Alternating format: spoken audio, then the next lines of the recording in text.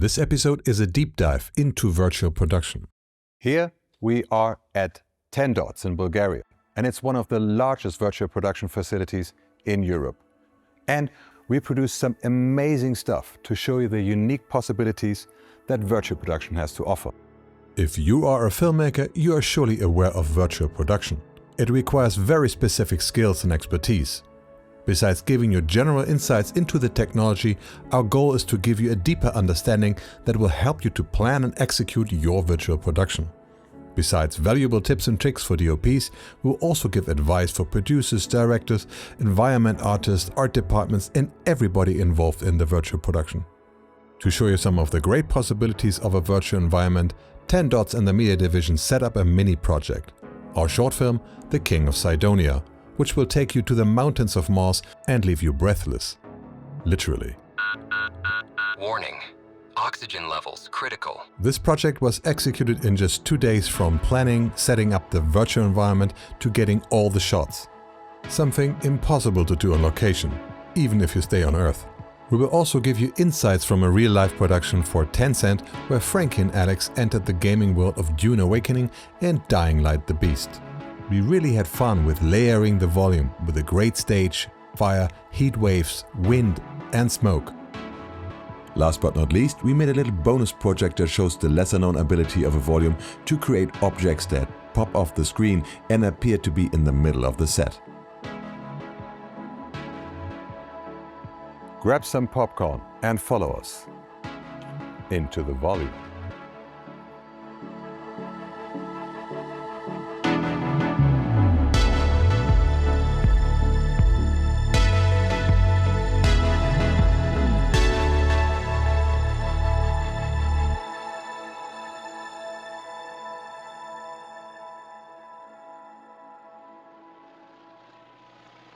Virtual production came a long way, evolving from front and rear projection techniques that have been used for almost 100 years.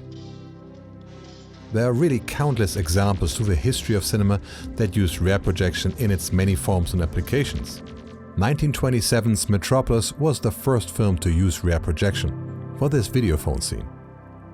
Something that Kubrick's 2001 A Space Odyssey also did in 1967 for all the computer screens and tablet devices long before the invention of flat panel screens.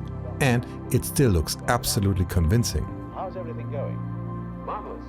Using large-scale rear projection to create whole environments was done very early on too. The Wizard of Oz used rear projection for the tornado scenes. Especially for SFX shots like here in King Kong, rear projection was used to fuse miniature stop motion with real-life footage. A technique that has real longevity through film history.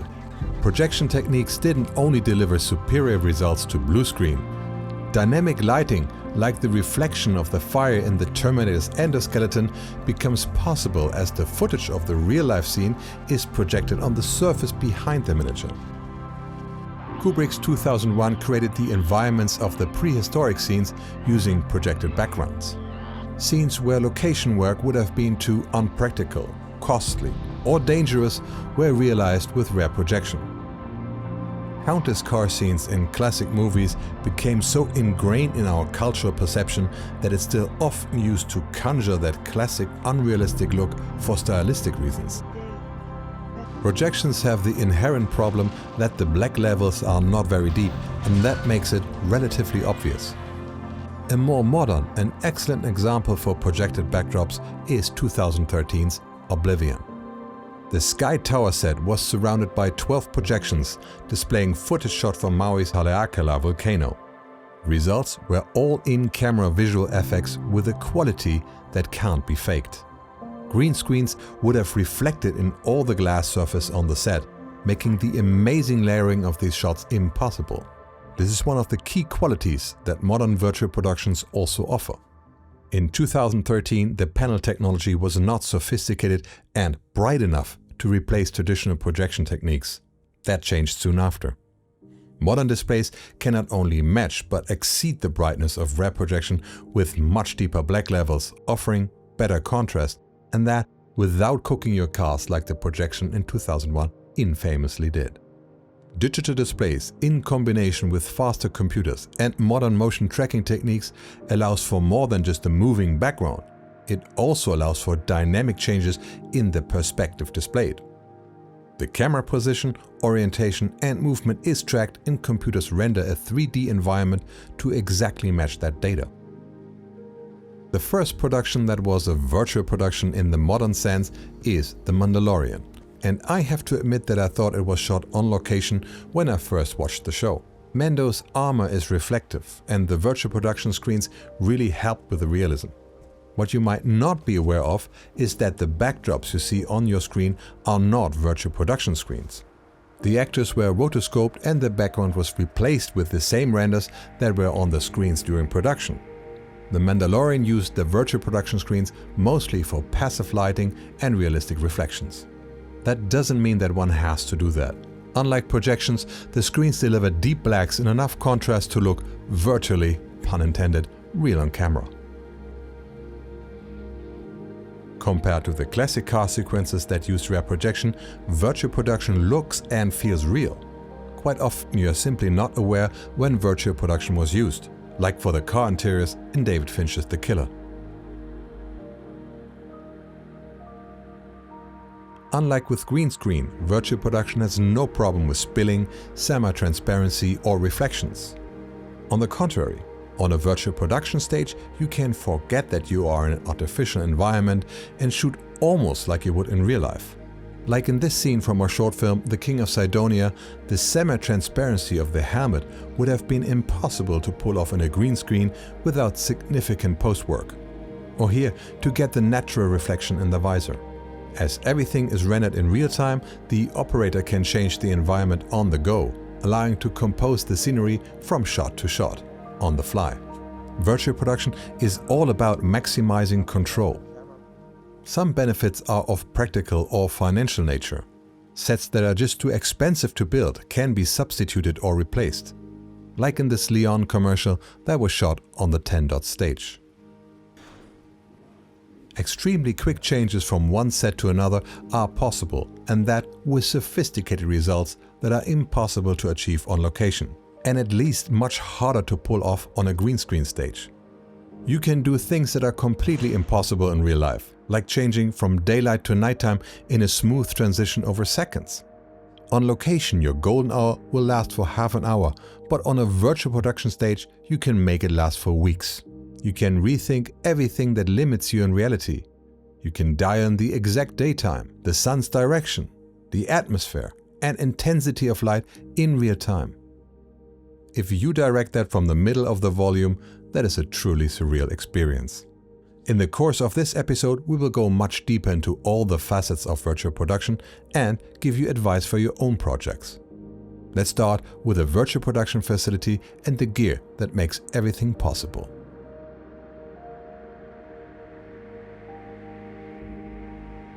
I traveled to Bulgaria to work as a DOP on a larger virtual production for Tencent on 10-dot stage. We took the opportunity and some remaining props and gear from that shooting to create some educational content for you. A short drive from Sofia city center are the Pro Cinema Studios, an impressive facility with several stages, a rental house and a film production that produces a variety of programs for Bulgarian TV, like their Star Search. Beyond that, Pro Cinema offers crew and gear services for production around Europe. For your own production is very practical that if you need equipment like another filter or lens that you haven't planned for, you can simply walk across the hall and pick it up from the rental, a DOP stream. All of that comes with the option to hire highly specialized local crew members for any department. A one-stop solution for high-end productions. 10 Dots Virtual Production is located in one of the main stages and it's one of the largest facilities in Europe. The studio itself has a whopping 1,200 square meters and at the heart of it there is a massive volume that has 206 square meters. Virtual productions are complex from a technological standpoint. It has many points of failure, and optimal planning and communication between the different departments from concept to production to post will ensure a smooth journey. A big difference between the 10 Dots facility and other virtual production studios is the support of the house team. From all the experience I gathered from the Tencent project and with my own short film, that is truly priceless. Genjo, Ivan and Javor are the heads of the 10 Dots family, and their knowledge and engagement is amazing. This episode would have been impossible without them, and all the information we give you here extends directly from their expertise. In the description, you will find contact information if you want to plan your own virtual productions with 10 Dots. Before we go into our own production at 10 Dots, we would like to give you a better grasp of the technology and terminology of virtual productions. The stage with the screen is professionally referred to as the volume. The screen is not really one display, but 806 individual RGB panels that are seamlessly stacked for a total screen dimension of 31 meter wide and 6.5 meters high. The backside of the screen looks like the mind-bending mainframe from the Matrix movies, just ghoulishly beautiful. Each panel has only 192 x 192 pixels, but with 806 panels, that means that the whole screen sports a hefty 30 megapixel resolution. The massive dimensions are all about the shooting angles it will allow, without losing the screen. At the lowest setting, so basically black, the volume uses 25,000 watts of power. At full blast, this goes up to 80,000 watts. At an average consumption of about 50,000 watts, the screens use about as much power as one middle-class car speeding down the highway. Now think of the energy that would be spent to fly crew and gear to locations, especially multiple ones. You would need a comparable amount of energy if you were to light a green screen this large using LEDs. More using HMIs. LEDs are just very energy efficient. When you touch the screen, you feel that the brighter areas are slightly warmer than the dark ones. That is all. The infillet tiles that are used in the 10 Dot screen are much cooler than other virtual production screens. If one panel or even just a single pixel fails, it can be easily replaced in just minutes, as Ivan demonstrates here. If you dare, you could even rig a light through a removed panel to avoid light stands in the image. Let's talk about one more issue that we might have when it comes to what the screen does. If I'm looking straight at those pixels, everything is perfectly fine. But the moment that I start going to the side, certain problems can start appearing on the screen. Perhaps your colors get washed out, perhaps depending on the quality of the screens, the panels that you're running, they might get color fringing, like they might start tinting towards green from one angle and red towards the other angle. If the panels are not patched perfectly or technically impossible, you might start seeing seams in between. This is something to be aware of, because the moment that you start going into a super high glancing angle, you immediately start going into problems like seeing the seams and stitching marks of the screen. To demonstrate how the volume works, Infillet was so kind to send me a demo unit of what is called a cabinet. This is the X1.9 Mark II that has a length and height of 50 centimeters. 4 LED panels are attached to this mechanical and logical unit. It's not the same cabinet that you saw at the wall at 10 Dots, but it's very similar. It has to be fed with AC power and it receives data with a LAN cable from a controller. This cabinet has a resolution of 256 x 256 pixels and a peak brightness of 1200 nits. I'm now about a meter away from the display, and when I pull the focus with me towards the display, you will immediately see more on the camera, even with our Marvel F that has a strong OLPF. The cabinet is not heavy. At 8.3 kilos, you can carry it quite easily. But you can also see how quickly the weight adds up to a ton if you have large installments with hundreds of cabinets. I have a second cabinet here, and that is the X1.56 MT Mark III. It has very similar specs, but as an additional feature, you can bend it up to 45 degrees to produce a concave shape, or a convex shape, or both, at the same time. When you build a volume, you buy these cabinets by the square meter. So 4 cabinets make 1 square meter. You can see that volumes need a lot of these cabinets and that it's pricey to build one as big as the one you see at 10 dots. If you are interested in acquiring LED cabinets or many other variants of amazing LED screen products, I have a link to Infilad's website in the description. In the end, this screen is just that, a screen. What brings it to life are computers with high-powered graphic cards and a software engine that renders the virtual environment. Unlike a gaming rig that aims to render very high frame rates, in virtual production the environment is rendered at the same speed as the camera is recording. This is more economic and allows for more complex scenes, animation and effects. That also means that motion blur fitting the frame rate and shutter angle has to be rendered in the engine. The main volume is driven by 4 nodes with dedicated GPUs. Nodes are equipped with NVIDIA RTX A6080A GPUs and 64-core Threadrippers. A 5th node is the master node, and that one also runs the content on the ceiling. All are connected using a 40 gigabit network. When animations on different nodes don't match exactly, the break between the images becomes noticeable. This is called tearing. To avoid that, the nodes are synchronized using Genlock, the same technology that is used to trigger sensors at the same time on 3D rigs.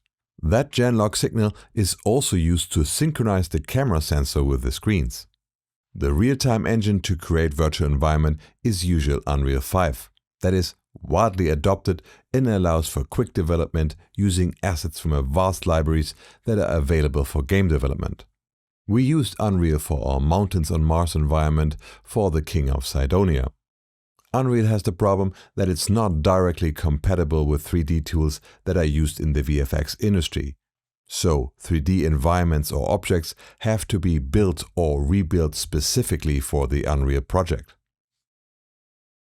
Also, Unreal can look a bit gamey. Well, it is a tool developed for games. This is not a problem when the environments are supposed to look stylized. For example, the level Infinite production that brought me to 10 dots transports the hosts Frankie and Alex and the game developers of Dying Light and Dune Awakening into their respective gaming worlds. The result is a blend of cinematic, gaming and broadcasting styles. And the volume is an ideal environment to pull that off. Time to go. One of the very cool special effects that 10 dots came up with is the flashlight. Besides being a practical, it's also equipped with a tracker, and when franchise director Timon points it into the volume, the light beam lights up the virtual environment, just like a flashlight would do in the real world and in the gaming world. If more realistic environments are desired, ray tracing is necessary. Unreal does support ray tracing and path tracing, but with limitations. An alternative is Chaos Arena, a real-time ray tracing solution that is not designed for gaming rigs and their limited GPU performance, but for virtual production stages. A real benefit of Arena is that you can use assets created with traditional DCC tools like Maya, Houdini, 3ds Max and Blender to be used directly in virtual production, and animations directly from the V-Ray pipelines. Arena delivers full ray trace quality renders, making it look photorealistic. Choosing the right cameras and lenses will make your life much easier during production. For the Level Infinite production and our short film, we used the Alexa35. But in principle, you can use every camera for virtual production that has a Genlock interface, so it can be synchronized with the screens. Basically, every modern cinema camera has Genlock, but it's very uncommon in hybrid cameras. The Lumix BS1H would be a full-frame budget option, if you would need a lot of cameras. The camera tracking is realized by the device that you see here, and it uses gyroscopes and infrared lasers on top to see the stars that are reflective discs on the roof and the walls of the studio. The tracker has to see 8 or more stars to track with confidence. That also means that you can't obstruct the view of the sensor's top while you're tracking. When tracking is active, you can shoot like you would in a real environment and everything will simply follow what you're doing. That even works with things like dolly zooms, without you having to program anything special in Unreal. The focal length does not matter to the system. It is all about the position of the camera and the rest will follow. Of course, a wider lens requires a larger frustum. More about that in a minute. When choosing a lens, it is obvious that you shouldn't use focal length with extreme wide field of view, as you tend to lose the screen quicker, especially with low angle shots. Obviously, it is easier to film close-ups because, for example, if you dress the floor, it is less likely that you find something where you miss the space. You don't lose the screen as fast as you would with a wide shot, and generally reflections and flags and whatever comes into the screen, it is much less likely to happen when you are a bit tighter.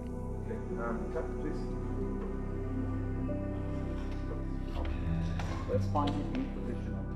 If you directly focus on the screen, you might get weird effects, what we call moire, because the screen has a pattern.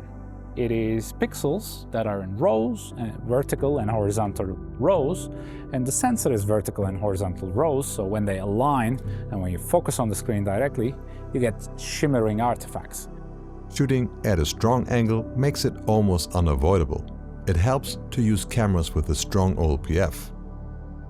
For behind-the-scenes material, we mounted a Lumix S1 II on the crane. And we also shot a lot of behind-the-scenes and one scene of the King of Cydonia with our Kinefinity Mavo LF. Both cameras were not synced with the screen, with surprisingly little negative effect.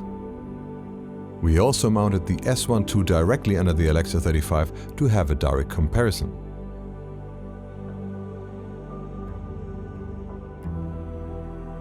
Again, the missing synchronization did not pose a problem.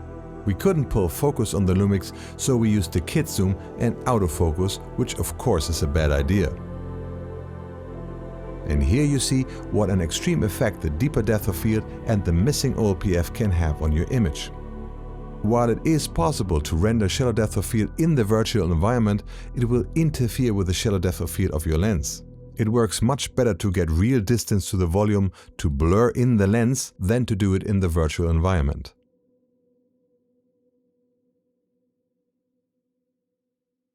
This is called the Frustum. To improve the visibility for you here, we activated a blue frame around it. The term frustum comes from geometry and it describes an intersection of a cone or a pyramid. The frustum displays an image that has the correct perspective, matching the camera's position, orientation and movement. It's like a window to the world that the camera can see.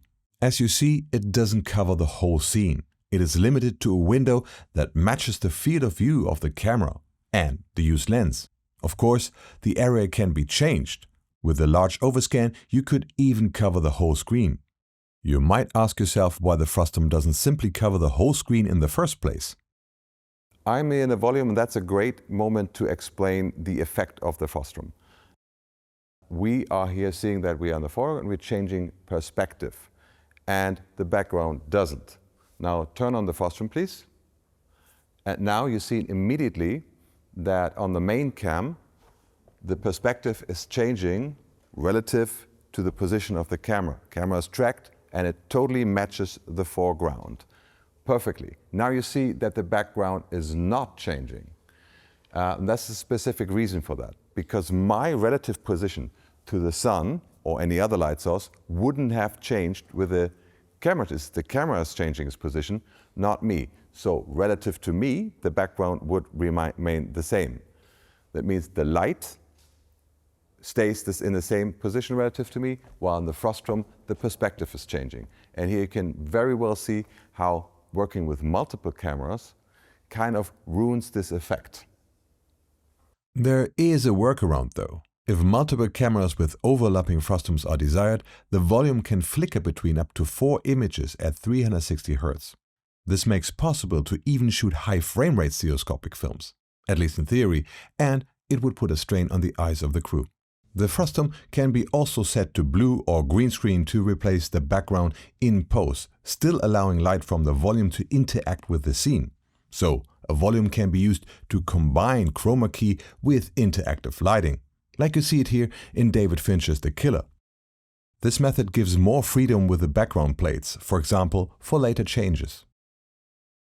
One of the points of shooting in a volume is the dynamic lighting, but lighting your actors and stage just with the screens often doesn't give ideal results.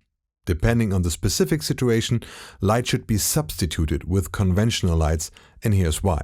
Besides being simply not bright enough, the volume itself is RGB, so it lacks a clean cold or warm white light. While RGB can mix any light color or white temperature, the screen of your display does it right now, it is different if a pure RGB light source is used for illumination.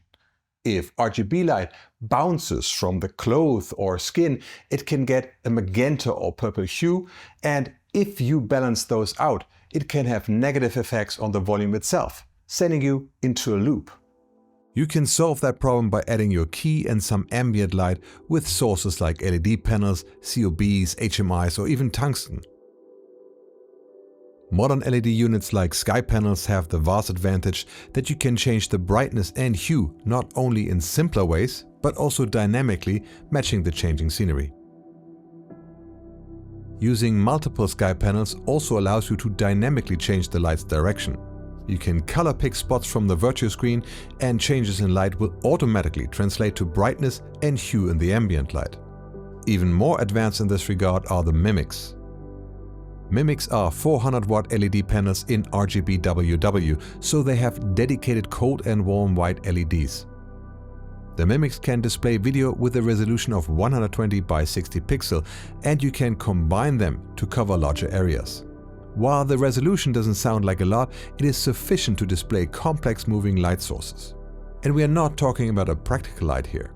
The mimics are bright enough to work as key lights. To simulate the sun or the moon, you should use a single source light with parallel light rays, something like a mole beam, but you can get away with a COB, and we used the Nanlux Evoke 2400B with a large Fresnel for a Martian sun. Genjo has some things you should keep in mind. If I'm shining a direct light onto the screen and it is bouncing off the surface of these LED panels, it appears on camera. We cannot bend these panels, not at least these ones. And these panels are stacked and rotated in very small angles to create the curve. These are 50 cm by 50 cm panels. First panel is curved 5 degrees, another 5, 2.5, 5, 2.5, 5, 2.5, which bends all the way to 90 degrees, which is allowing us to essentially make a circle with a flat surface. If I'm shining a light directly onto the screen, you can immediately see when the screen is off that my black levels, which is the blackest black that we can get out of the screen, is raised. I'm casting a shadow essentially onto the screen. This can go only so far. The audience might immediately pick up that there is a weird flare that is just floating mid-air, as if there is a transparent glass object that is sitting there. We can get away with it if it's actually brighter and there is more images that is going on there, breaking the pattern and breaking that glaring. But immediately it becomes obvious if it's like a super big flare, like you just saw. The answer to all of that is to flag off light as good as possible. Lights should not be pointed directly into the volume to avoid them draining out the blacks or casting shadows. Ideally, strong lights are directed out of the volume, which is not so simple because when you want to light from the back, well, there's a giant screen in the way. Besides the sky panels on the roof, you can mount lights for a sun to the rail system that can be moved up and down to suit the scene. Whatever you do, it's always a delicate dance between contrast, colors in the volume and how your real set looks when it's lit. Sometimes you look at a scene and it just doesn't look right. But you look through the camera and it's great. In a volume you can follow one golden rule. It's not what you see, it's what the camera sees. The panels of the volume are individually calibrated once a year to perfectly match each other, and the native white point is 6000 Kelvin. The white point is adjustable, but it's not recommendable as it reduces the maximum purity of the primary color that the white point leads towards.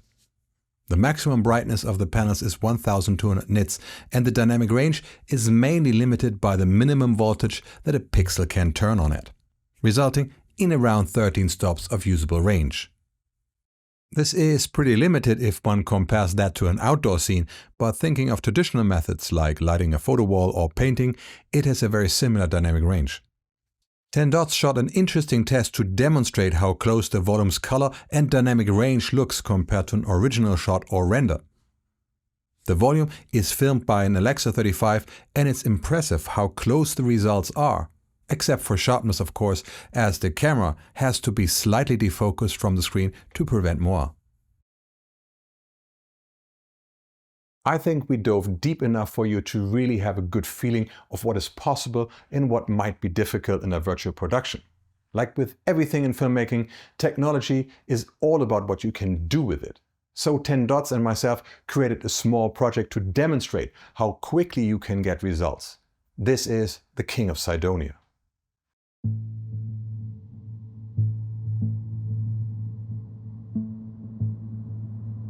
Originally, we planned to do something like the Tesseract sequence from Interstellar, and I brought my old pressure suit with me. Faking zero gravity is quite hard, and we had some styrofoam rocks that were leftovers from the Dune Awakening set. We quickly changed our concept and storyline, taking us to Mars instead. 10 Dots didn't only let me shoot in their volume, but also organized the whole crew to make everything possible. And I can't thank them enough. The complete production took us a little more than a day, starting from almost nothing but a vague idea. Genjo bought a desert mountain set for Unreal and started to tweak the scenery to better fit our idea of a mountainside on Mars. We made up all scenes on the spot just with a general storyline, but as we went along in almost chronological order, everything fell into place. The backstory? A critical reactor malfunction in the International Solario habitat kills all crew members except for one, Dave. A rescue pod is sent from Mars station in orbit. Strong sun flares cause navigational problems and the probe lands 2 kilometers off target, on top of the mesa known as the face on Mars. Full spacesuits will not allow climbing. In a last-ditch effort, Dave is using an emergency partial pressure suit that makes him mobile enough to walk to the mesa and climb up 400 meters to reach the plateau and the pod. A feat that has never been attempted in the history of space travel. Oxygen supply is critical. Life support will only last for 2 hours. In the face of almost certain death, Dave leaves the habitat to become the first mountaineer of Mars.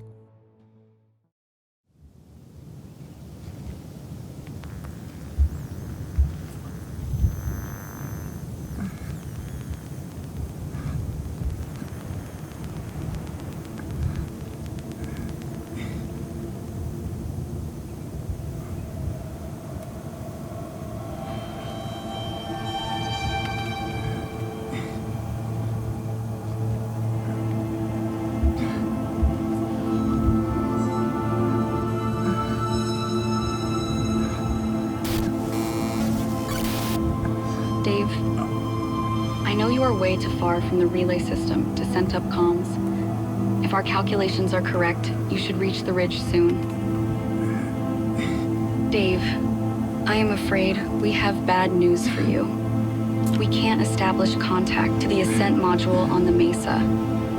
We don't know what happened to it. It probably landed far away, and a sunspot created radar ghosting. I am so sorry, Dave. I wish we could do something for you. Warning, low oxygen. I will read you something so you don't feel so alone. I remember you like Robert Frost. 2 roads diverged in a yellow wood, and sorry I could not travel both and be one traveler. Long I stood and looked down one as far as I could, to where it bent in the undergrowth, then took the other as just as fair, and having perhaps the better claim, because it was grassy and wanted wear. Though as for that, the passing there had warned them really about the same, and both that morning equally lay in leaves no step had trodden black. I kept the first for another day, yet knowing how way leads on to way, I doubted if I should ever come back. Warning, oxygen levels critical.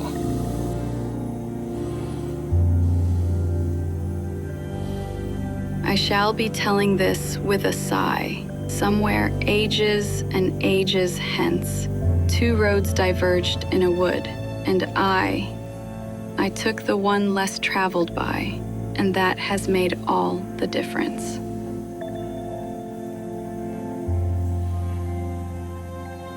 I hope the sunset looks wonderful down there, nice and warm, just like home.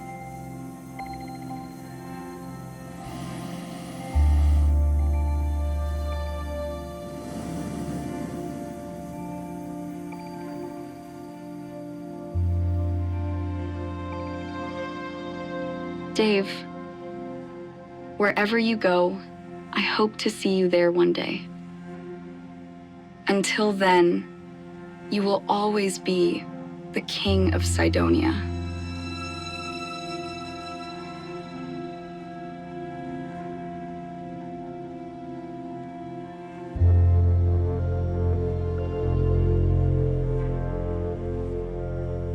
I hope you enjoyed our little no-time budget production, and it illustrated what virtual production enables you to achieve if you are working with experts in all the departments that make a film come alive. Besides the planning and the shooting, we spend quite a bit of additional time in post for writing, editing, grading, you know the drill. We consciously decided to have an AI speak the role of Soul and not a real voice actress. This was not a budget decision, but driven by the storyline that implies that Soul actually is an AI that comforts Dave on his way to certain death, a form of passive euthanasia. Especially as Soul implies that she kind of believes in an afterlife, where artificial and natural souls can meet again. Do androids dream of electric heaven? If you tried to walk in Dave's shoes for a moment, would you prefer AI on your side in your last moments, or would you rather be by yourself? Let us know in the comments. If you want to share our short film, The King of Cydonia, with others that might not be interested in the technology behind it, we uploaded a standalone version. I will put a link in the corner and in the description. We also made a reel that shows the whole short film side by side with behind the scenes material, showing you exactly what's going on. Link is also in the corner and in the description. We will now take you behind the scenes and explain some of the shots. How did the volume help us? What was a challenge, and how did we solve the problems? Obviously, a production like this would have been completely impossible without virtual production and the experienced crew. While you could have done some of the shots with green screen, I don't expect them to be near in terms of quality, and it would have taken significantly more time and money. Our opening is the only shot that is straight out of Unreal, with the exception of Dave's upper torso that are shot at home in front of a blue screen and matched to the movement of the CG Dave. Genjo did a fantastic job of matching the colors of the virtual environment with how the painted styrofoam rocks blend with the volume. If you don't see the behind the scenes material, it can be hard to tell where the set is ending and where the volume begins. One of the great possibilities of a virtual environment is that it's easy to play with interesting perspectives. While you can't really shoot up or down, looking over the ledge of a mesa is relatively simple to pull off by rotating the virtual environment. The rest is clever camera movement and a bit of acting. The pain is real because the suit and the helmet are not ventilated. It's almost unbearable to be stuck inside. Another interesting shot is the long dolly around Dave. We end up with a Martian sun over the horizon. Of course, a volume is never bright enough to display a light like the sun and to cause flares. So the sun itself and the flares are added in post. Flares can add a layer of realism to fuse the volume with the real world. Dave looks like the sunlight hits him, but in fact it's the Nunlux 2400B that is right out of the frame on the right side. We don't have to fight with the Nunlux illuminating the volume. It does, but we simply don't film into that direction. By the way, we shot all the scenes of the King of Cydonia with the new Vespa 2 Cineprimes, except for the dolly zoom, of course, that was an ingénieur. We also made a review episode about the Vespa 2 with footage from this production, so if you are interested in the lenses, a link is in the corner and in the description. The POV shots from the inside of the helmet are a combination of a shot that we did with our Marvo LF, filming the volume from inside the helmet with an 80mm lens. and a second shot filming my face very close up. Both scenes are merged and movements are matched in post. Now we see a reflection of the face in the visor and not a reflection of the camera and the lens. Another interesting shot is after Dave is reaching the ledge. We look at his face and the visor reflects the Martian scenery. This would have been especially difficult to do without a volume. We turned our camera away from the volume and built a backdrop out of backlit diffusion. Even a massive volume like the one from 10 dots can fill the whole convex visor at the top and the bottom. So we dressed the floor with some rocks that we lit to fill in and hide the end of the screen. The camera is covered in black muslin so it doesn't produce an obvious reflection. For the final, I simply dropped down the rocks. You might have noticed that we shot the last scene at a higher frame rate for a more dreamlike mood, but also because the reduced gravity of Mars would cause a slower acceleration than on Earth. One tool that we were very happy to have for this production was the crane with a motorized head. This is a brand new model by Opetec, the Steelboy 25. It carries a milli head that can be operated by wheels, gyros, or like we did with pen bars. Maximum payload is 50 kg for the crane and 25 kg for the head, and it can extend for 8 meters. The maximum speed of 1.9 meters per second is very impressive. I'm very sorry that the Steelboy just wouldn't fit in my carry-on luggage, so I had to leave it back in Sofia. Before we give you a resume and some tips on how to think about your virtual production, we have a bonus project demonstrating an ability of a volume that doesn't immediately come to mind when thinking about the technology. With this demonstration, we want to illustrate how well interactive lighting works using the LED screens themselves together with the mimics. And we want to show you that the screen can create the illusion of a three-dimensional object in the scene, really looking like it would pop off the screen.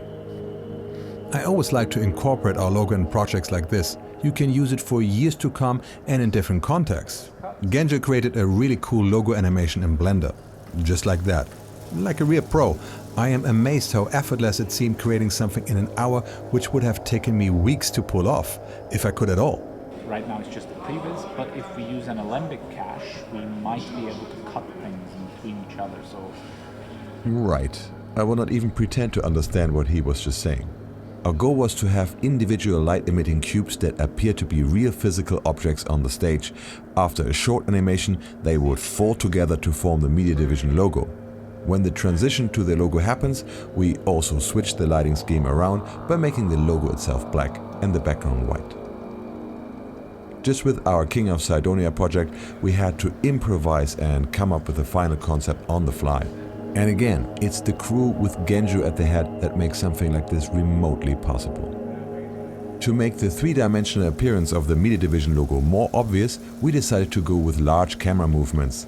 We also deliberately placed equipment like the mimics and two lights on Avengers in the frame to give more feel for the position and movement in space. And the result?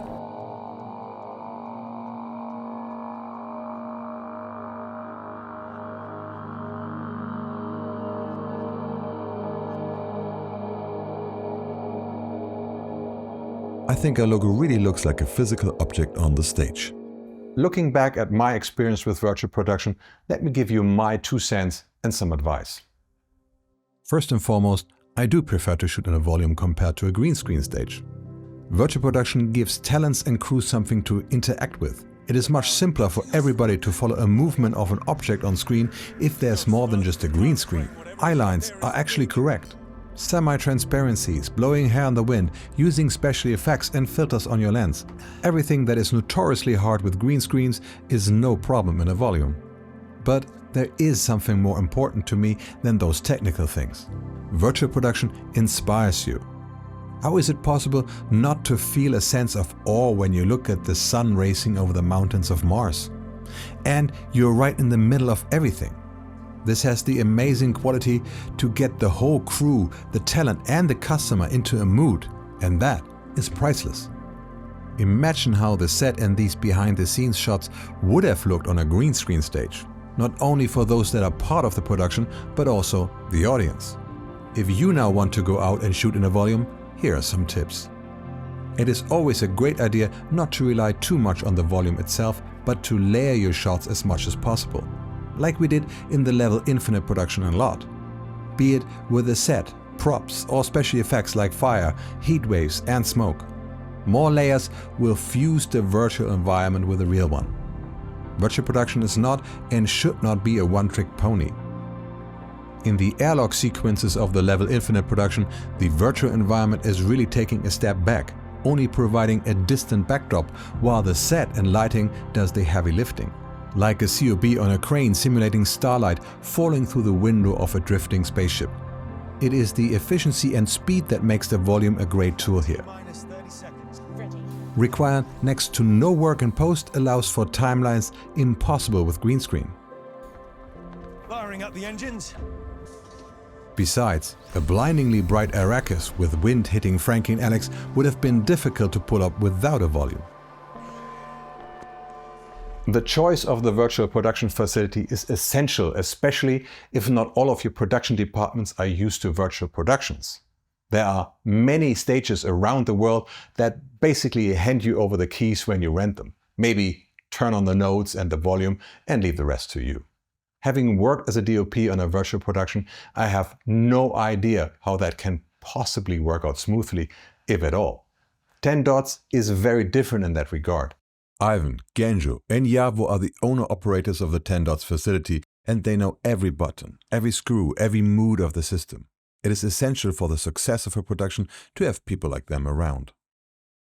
If you have a question or inquiries about virtual production, why don't you drop them a line? You will find a link to their website and contact information in the description. I want to thank 10 Dots for the opportunity to explore virtual production and produce this content for all you folks out there. I hope it inspired you as much as it did us. Thank you to Genjo and Ivan for everything they made possible, on-screen and off-screen. I really fell in love with their know-how, professionalism and kind nature. I also want to thank our amazing crew that spent their weekend to bring the King of Cydonia to life. Emil Georgiev for keeping me in focus. Christina, Chrissy Dimitrova for making our cameras work. Ivalio, Ivo Genchev and Valentin Sankarsky for letting the sun shine upon us. Yavo Alexandrov for following my cryptic gestures with a crane.